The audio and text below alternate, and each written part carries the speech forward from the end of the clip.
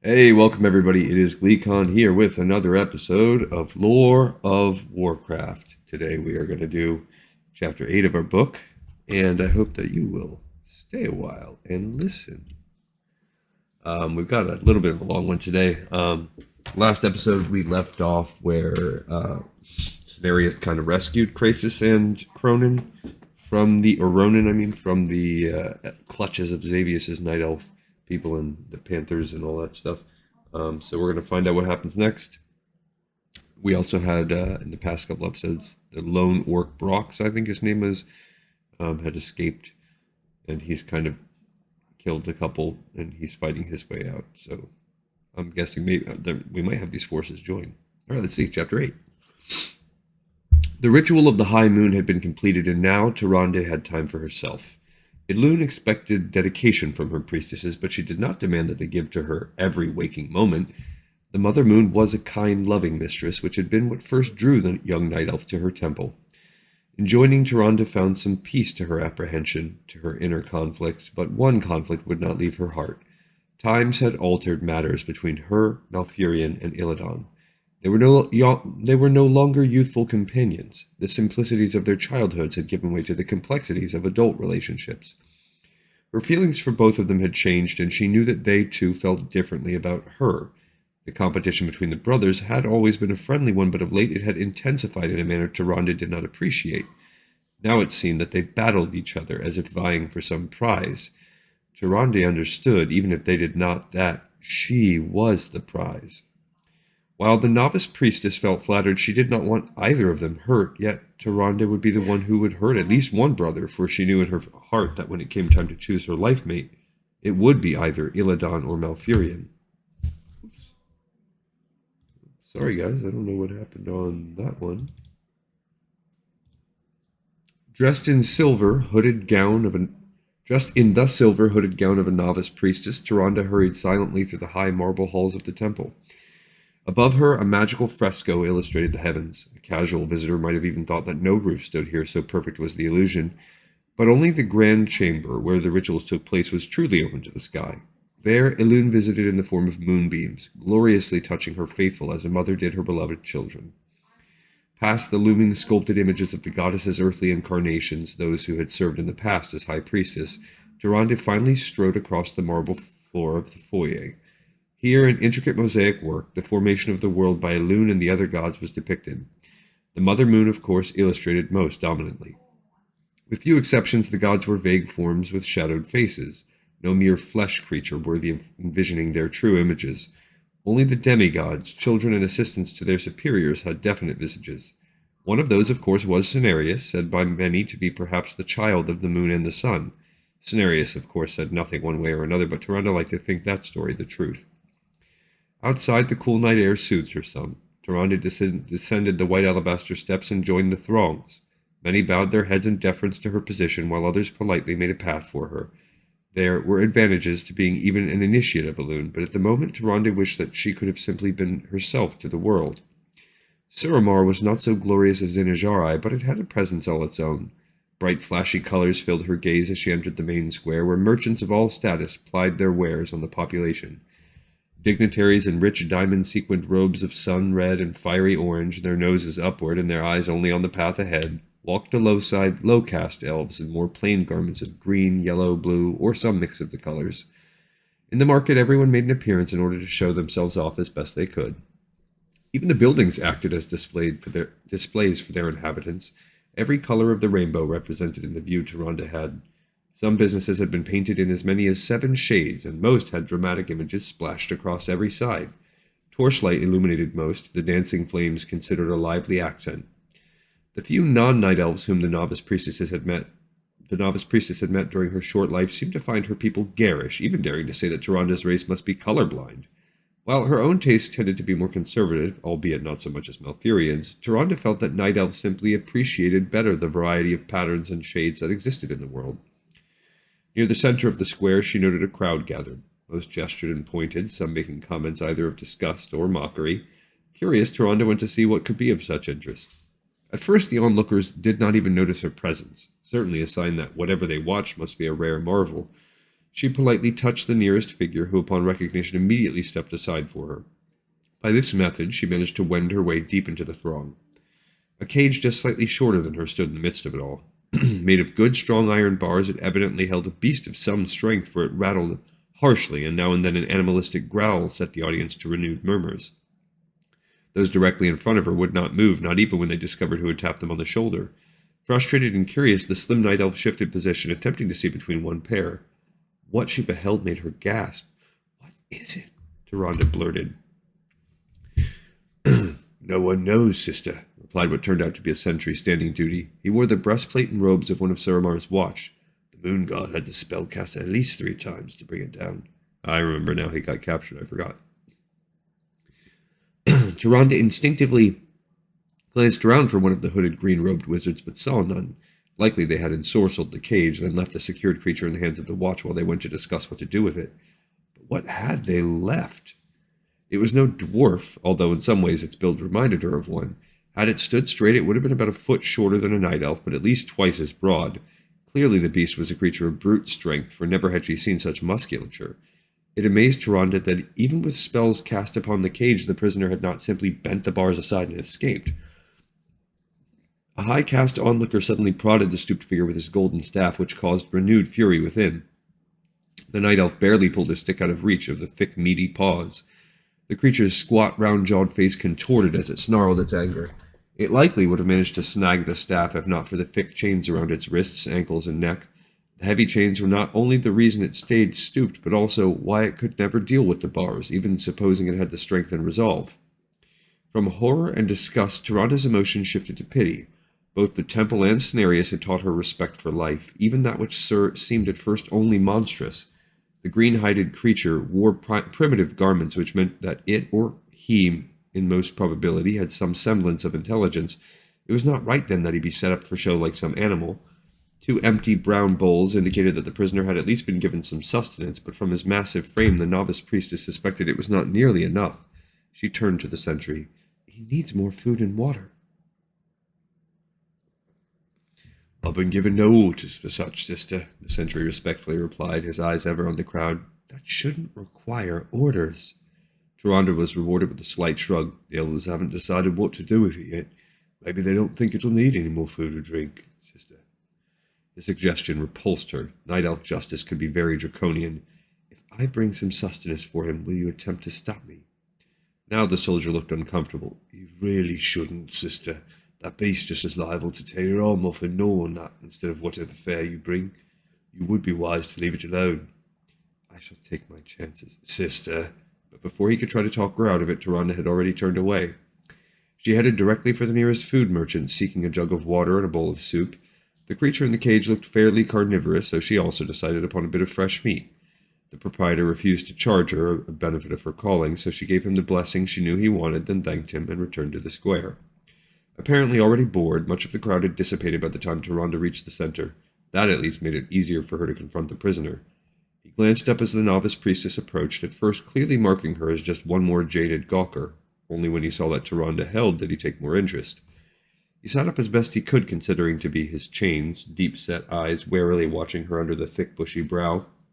Tyrande judged him to be toward the latter half of his life, for his hair had grayed, and his brutish visage bore the many marks and scars of a harsh existence. Just beyond what she calculated to be his reach, the young night elf hesitated. Out of the corner of her eye, Tyrande noted the sentry taking cautious interest in her actions.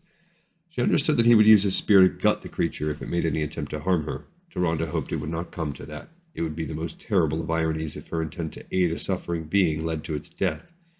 With grace and care she knelt before the bars. "Do you understand me?" He grunted, then finally nodded. "I've brought you something." She held out the bowl of soup first. The wary eyes, so different from her own, fixed upon the bowl. She could read the calculation in them. Once they flickered ever so briefly in the direction of the nearest guard, the right hand closed, then opened again. Slowly, ever so slowly, he stretched forth the hand. As it neared her own, Tyrande saw how huge and thick it really was, massive enough to envelop both of hers without difficulty. She pictured the strength inherent in it and almost pulled the offering back. Then, with a gentleness that surprised her, the prisoner took the bowl from her grasp, placing it securely in front of him and eyeing her expectantly.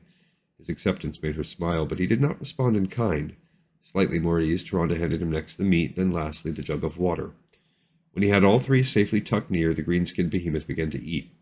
He swallowed the contents of the bowl in one huge gulp, some of the brownish liquid spilling over his jaw. The piece of meat followed, thick, jagged, yellow teeth ripping away at the raw flesh without hesitation. Tyrande swallowed, but did not otherwise show her discomfort at the prisoner's monstrous manners. Under such conditions she might have acted little better than he.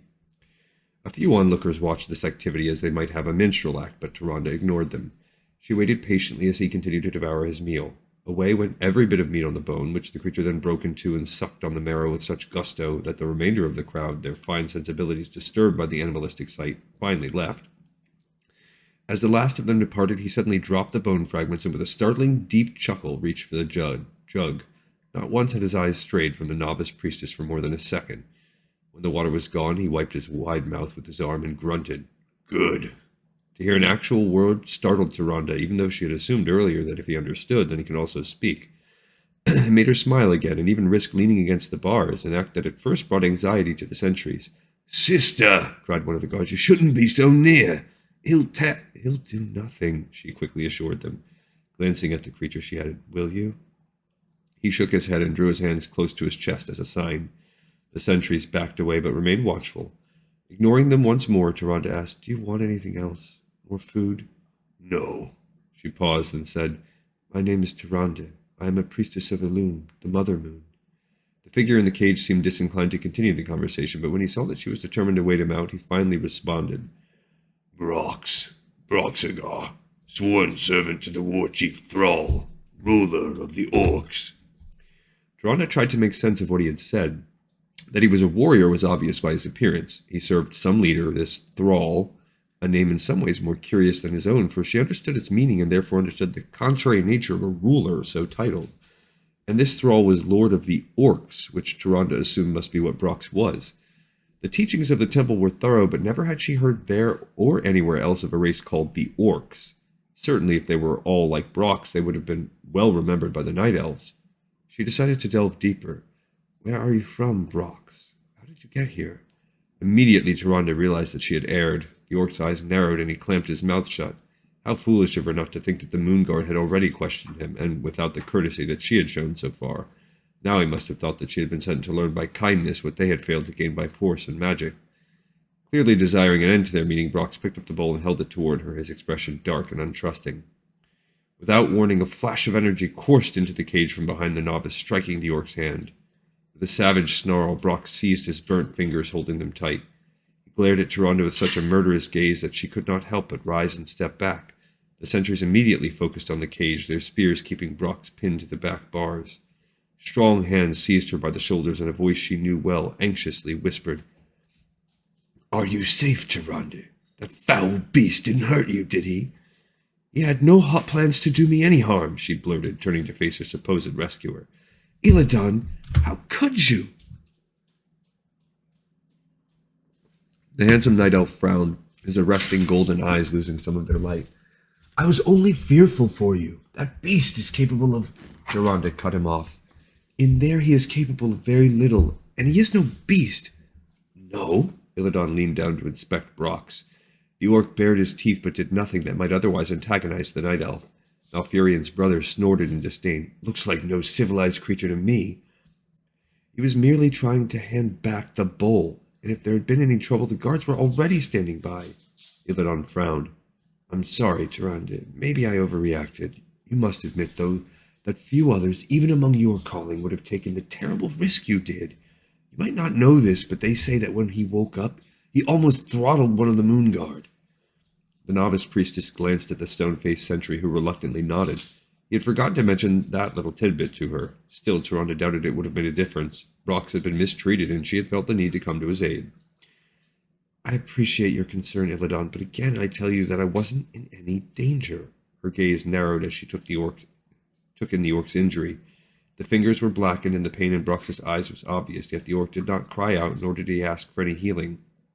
Abandoning Illidan, Tyrande knelt again by the cage. Without hesitation, she reached through the bars. Illidan reached for her. "Tyrande!" "Stay back, all of you!" Meeting the orc's baleful gaze, she whispered, "I know you didn't mean me any harm. I can mend that for you, please. Just let me." Brox growled, but in a manner that made her think he was not angry, but simply weighing his options. Illidan still stood next to Tyrande, who realized that he would strike the orc again at the slightest hint of something gone awry. Illidan, I'm going to have to ask you to turn away for a moment. What? Tyrande? For me, Illidan.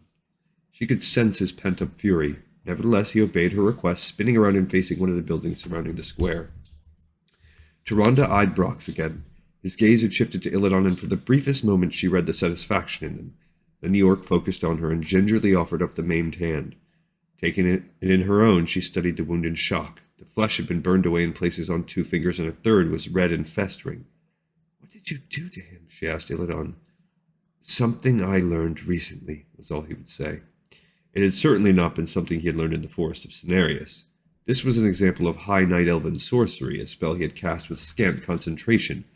It revealed how skilled Malfurion's brother could be when the subject excited him. He clearly enjoyed the manipulation of sorcery over that of the more slow-paced druidism. Tyrande was not so certain she liked his choice. Mother Moon, hear my entreaties. Ignoring the aghast expressions of the guards, she took the orc's fingers and kissed each ever so gently. Tyrande then whispered to Elune, asking the goddess to grant her the ability to ease Brox's burden, to render whole what Illidan had in his rashness ruined. Stretch out your hand as far as you can, she ordered the prisoner. Watching the sentries, Brox moved forward, straining to thrust his brutish hand beyond the bars. Tyrande expected some sort of magical resistance, but nothing happened. She supposed that since the orc had done nothing to escape, the cage's spellwork had not reacted. The novice priestess looked up into the sky where the moon hovered just above. Mother Moon, fill me with your purity, your grace, your love. Grant me the power to heal this. As Tyrande repeated her plea, she heard a gasp from one of the guards. Illidan started to turn, but then evidently thought better than to possibly upset Tyrande further. A stream of silver light, Ilune's light, encompassed the young priestess. Tyrande radiated as if she were the moon herself. She felt the glory of the goddess become a part of her. Brox almost pulled away, startled by the wondrous display. To his credit, though, he placed his trust in her, letting her draw his hand as best she could into the glow. And as the moonlight touched his fingers, the burnt flesh healed. The gaps where bones showed through regrew, and the horrific injury that Illidan had caused utterly vanished. It took but a few scant seconds to complete the task. The orc remained still, eyes as wide as a child's. Thank you, Mother Moon, Tyrande whispered, releasing Brox's hand. The sentries each fell to one knee, bowing their heads to the acolyte. The orc drew his hand close, staring at each finger and waggling them in astonishment. He touched the skin, first tenderly, then with immense satisfaction when no pain jarred him. A grunt of pleasure escaped the brutish figure. Brox suddenly began contorting his body in the cage. Tyrande feared that he had suffered some other injury only now revealed, but then the orc finished moving. I honor you, shaman, he uttered, now prostrating himself as best as his bonds allowed. I am in your debt. So deep was Brox's gratitude that Tyrande felt her cheeks darken in embarrassment. She rose and took a step back. Illidan immediately turned and held her arm as if to steady her. Are you all right? I am. How to explain what she felt when touched by Lune? It is done, she finished, unable to respond properly. The guards finally rose, their respect for her magnified. The foremost one reverently approached her. Sister, might I have your blessing? Of course. The blessings of Lune were given freely, for the teachings of Mother Moon said that the more who were touched by her, the more who would understand the love and unity she represented and spread that understanding to others. With her open palm, Tyrande touched each sentry on the heart, then the forehead, indicating the symbolic unity of thought and spirit. Each thanked her profusely. Illidan took her arm again. You need some recuperation, Tyrande. Come, I know a place. From the cage came Brox's gruff voice. Shaman, may this lowly one, too, have your blessing. The guards started but said nothing. If even a beast so politely requested a blessing by one of Lune's chosen, how could they argue? They could not, but Illidan could. You've done enough for that creature. You're practically wavering. Come. But she would not deny the orc. Pulling free from Illidan's grasp, Tyrande knelt again before Brox. She reached in without hesitation, touching the coarse hairy hide and hard, deep-browed head. May Elune watch over you and yours, the novice priestess whispered. May your axe arm be strong, he returned. His peculiar response made her frown, but then she recalled what sort of life he must have lived. His wish for her was in its own odd way a wish for life and health. Thank you, she responded, smiling. As Tyrande rose, Illidan once more interjected himself into the situation. Now can we... All at once, she felt weary. It was a good weariness, though, as if Tyrande had worked long and hard for her mistress and accomplished much in her name. She recalled suddenly how long it had been since she had slept. More than a day. Certainly the wisdom of Mother Moon dictated that she return to the temple and go to her bed. Please forgive me, Illidan, Tyrande murmured. I find myself tired. I would like to return to my sisters. You understand, don't you? His eyes narrowed momentarily, then calmed. Yes, that would probably be best. Shall I escort you back? There's no need. I'd like to walk alone, anyway. Illidan said nothing, only bowing slightly in deference to her decision. She gave Brox one last smile. The orc nodded. Tyrande departed, feeling oddly refreshed in her mind despite her physical exhaustion. When it was possible, she would speak with the High Priestess about Brox. Surely the temple would be able to do something for the outcasts. Moonlight shone on the novice priestess as she walked. More and more, Tyrande felt as if she had experienced something this night that would forever change her. Surely her interaction with the orc had been the design of Elune. She could hardly wait to talk to the High Priestess. Illidan watched Tyrande walk away without so much as a second glance at him. He knew her mind well enough to understand that she still dwelled in the moment of her service for her goddess. That drowned out any other influence, including him. Tyrande. He had hoped to speak with her of his feelings, but that chance had been ruined. Illidan had waited for hours, watching the temple surreptitiously for her appearance. Knowing that it would not look good for him if he joined her the moment she stepped out, he had waited in the background, intent on pretending to just happen by. Then she had discovered the creature the moon guard had captured, and all his well-thought plans went awry. Now, not only had he lost his opportunity, but he had embarrassed himself in front of her, been made to look the villain, and all because of a thing like that? Before he could stop himself, words tumbled silently out of his mouth and his right hand flexed tightly. There was a shout from the direction of the cage. He quickly glanced toward it. The cage flared brightly, but not with the silver light of the moon. Instead, a furious red aura surrounded the cell as if trying to devour it and its occupant. The foul creature inside roared in obvious pain. The guards, meanwhile, moved about in clear confusion. Illidan quickly muttered the counter words. The aura faded away. The prisoner ceased his cries. With no one watching him, the young night elf swiftly vanished from the scene.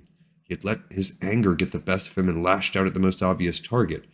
Illidan was grateful that the guards had not realized the truth and that Tyrande had already left the square, missing his moment of rage.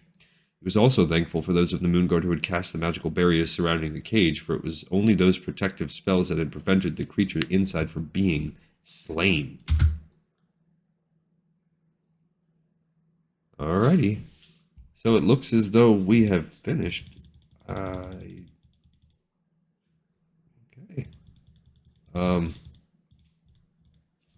That caught me by surprise. I didn't realize we're at the end, guys.